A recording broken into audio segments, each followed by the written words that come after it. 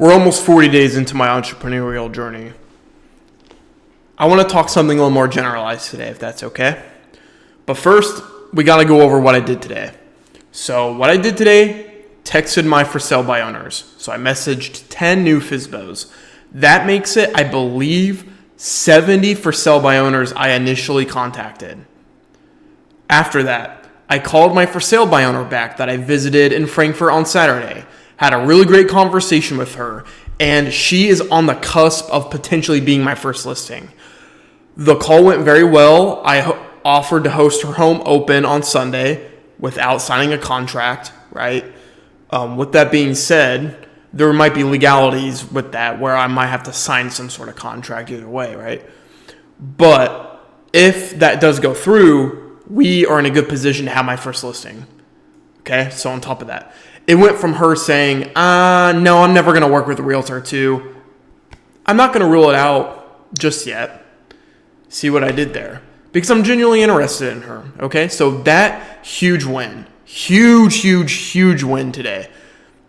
There are some L's, though, that I did take. One of them, I called back my buyers that I met with on Sunday that I was 99% certain that would be my first buyer client. And I haven't heard back from them. I even sent them a voicemail and haven't heard anything. So again, I'm going to have to follow up probably through text tomorrow. And then we're going to figure something out. Because if I don't hear back from them, it's like, I don't know. It would shock me. It's genuinely shocking me that they've only had 2 options for an agent. And they haven't gotten back with me. I don't know. Something weird's about that. But fret not, because the next open house I would like to host would be a Sunday open house for Wendy's listing, that one that I had last week. Of course, if that's the case, I'll have to do it Saturday if I want to do that FSBO one on Sunday, and that does go through. But if they decide not to be a client of mine, then that is okay, because there's going to be more opportunities like that for sure, especially with lower price listings. I'll be fine.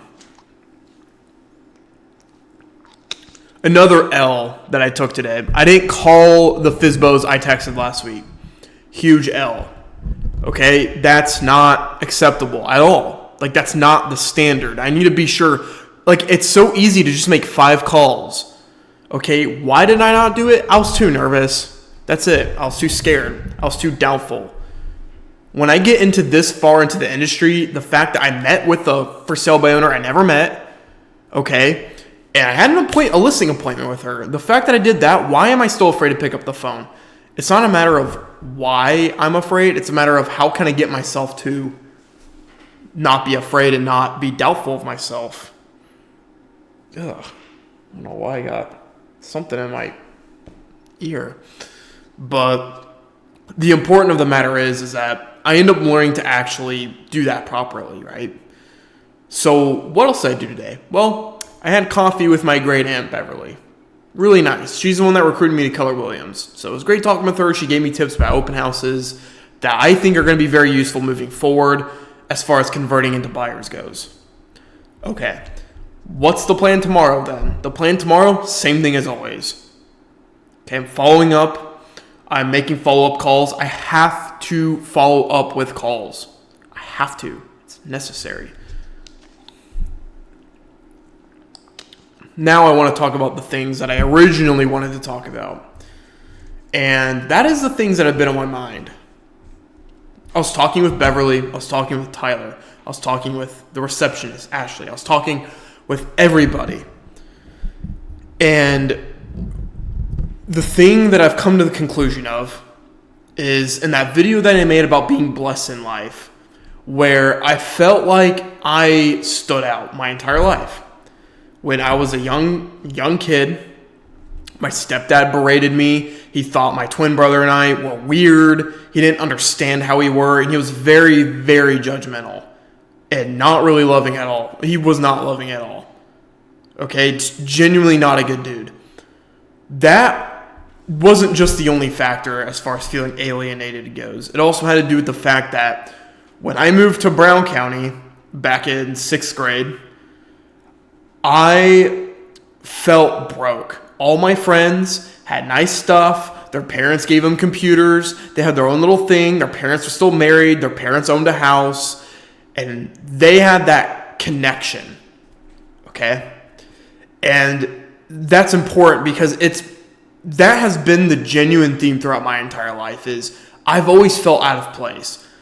It didn't stop in Brown County. When I went into IU, I wasn't much of a drinker. Okay, I didn't drink a whole lot. I wasn't much of a partier. I didn't even go to a party my freshman year. But that was like the culture of everything. And it's not bad that it's like that. Like nowadays I would enjoy that, if I were still in college, of course. But back then, the first 2 years of when I was at IU, I really felt that like disconnect where all these guys are the same, all the girls are the same, the frat guys, the sorority girls, like all the typical college stuff. It just didn't really seem to align with who I was as a person. And so I became very hateful towards that type of culture. Now, fast forward to my leasing job, where I ended up working with a property manager who's been with that company for 11 years. His name's Tim. And then Mary, who was a recent hire around the time I got hired, who was around my age. And she was hired by him, but Tim did not hire me. I was hired by somebody else in the company. They meshed together so well as far as communication goes. I always felt like I was out of sync with them. I always felt like I made way more mistakes than they did. So I was like way more inclined to just mess up on things. I did things differently that maybe wasn't really the most fond of them. And overall, it was kind of a tough fit, if that makes sense.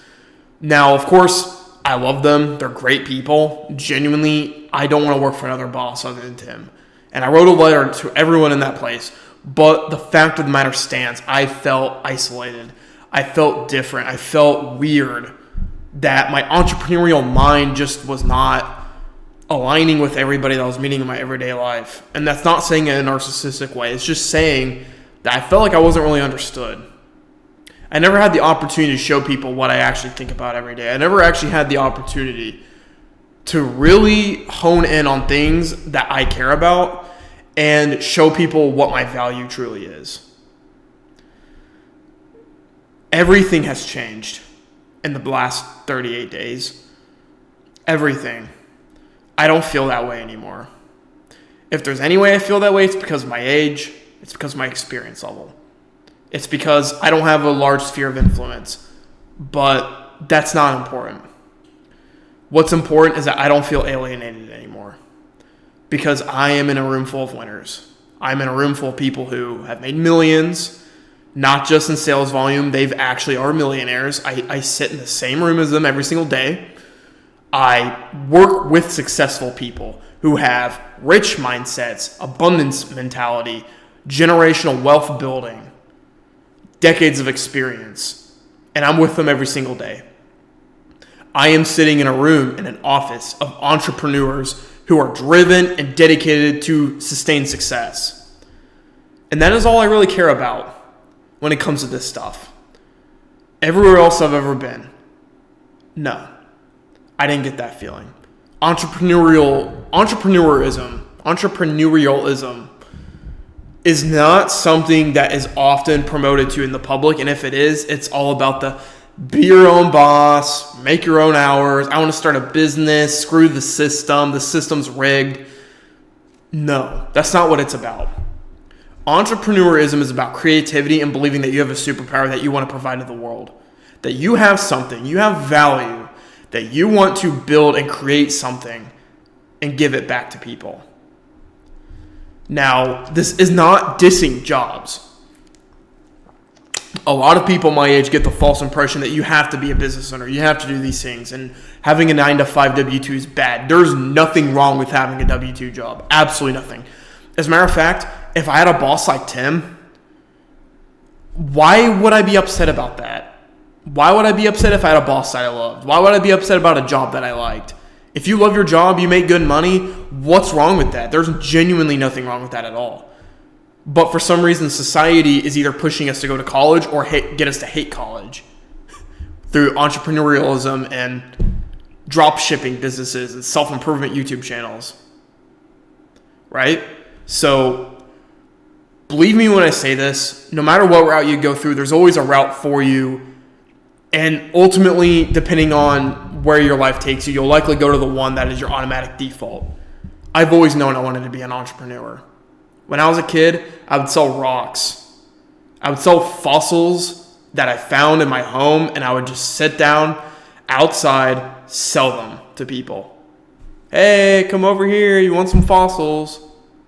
25 cents. How about my drawings? I go and sell people my drawings that I made. I drew a lot as a kid, and I thought my drawings were unique. And they were cool, and I drew like stories, right? Like I wrote like comic books as a kid, all up and way until I got into high school. So I would like sell them to people.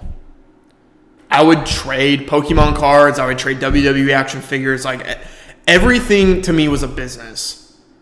When I was 16 years old, I created my first esports clan called Fire Strike Esports. It was through the game PUBG Mobile, 2018. So it was when PUBG was huge.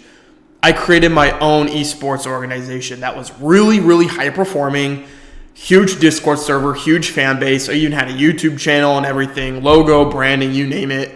We were there. 16 years old, I made my first esports organization. When I was 19 years old, that's when I made my first self-improvement YouTube channel. And that was my first entrepreneurial endeavor.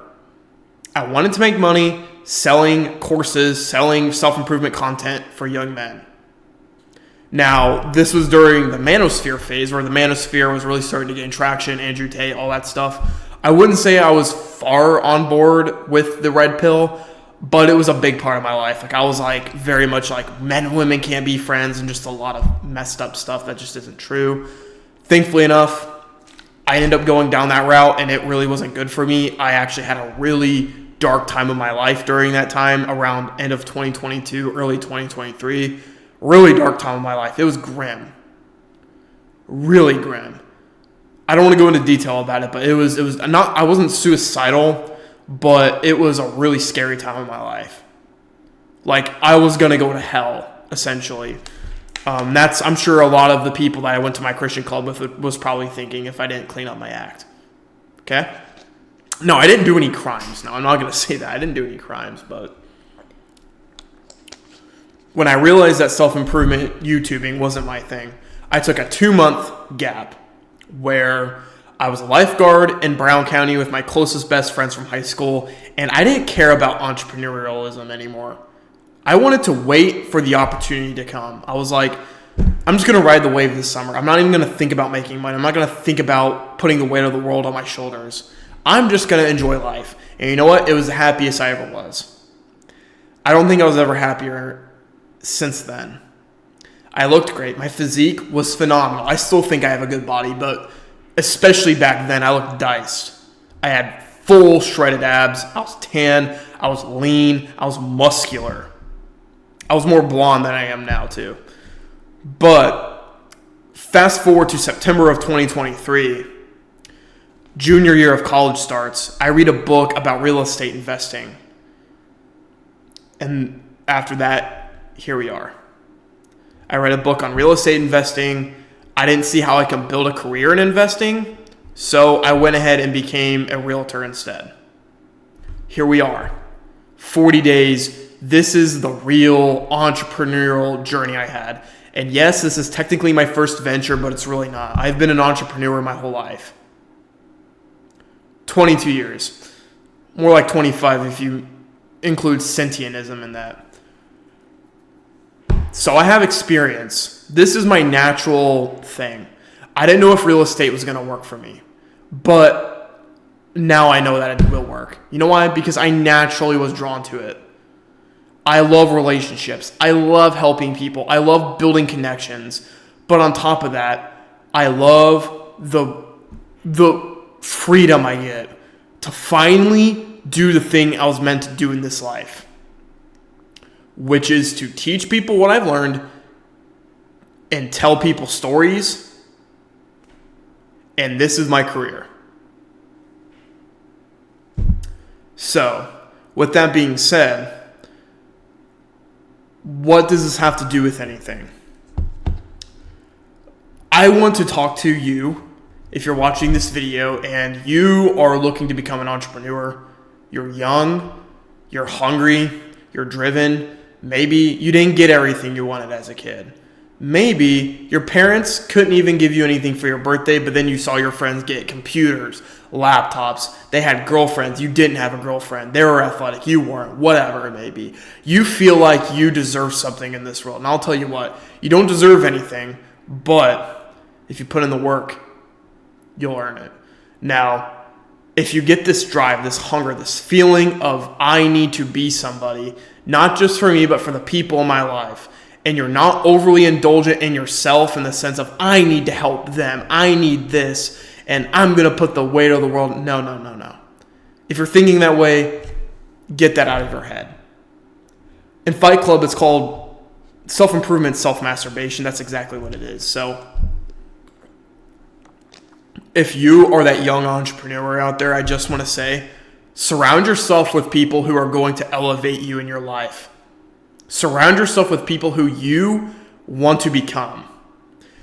And it sounds so difficult. How could I do that? Who do I reach out to? The opportunities are everywhere. If you're in the United States of America, we have freedom to choose who we get to spend our time with. We get the freedom of doing what we want to do with our lives. And the opportunities are everywhere. You just have to find them. Okay? That is so important. Being surrounded by winners is the most important medicine that can give you as far as your journey to success. And I'll say this. When I was 13, 14, 15 years old, I never would have imagined I'd be at where I'm at now. Again, at the same time, though, I always knew that I was poised to be more successful than my parents. That's just something I always knew was going to happen with me. Hence, first-generation college student. Maybe for you, your first track is college. And maybe that goes against everything you've been told. Because you've been told that college is a waste of time. College is a scam. Don't succumb to the 9-to-5 rat race. Here's the thing. I'm an entrepreneur. I went to college. I think going to IU was genuinely one of the best decisions I've made in my life. Because I grew up in a middle-class family in a small town, in a rural area that wasn't diverse, that had limited opportunities. I come to IU, huge Big Ten university, tons of opportunities, met so many great people. One of my best friends, Jack, literally the dude that baptized me, my brother, I love him, met him at IU.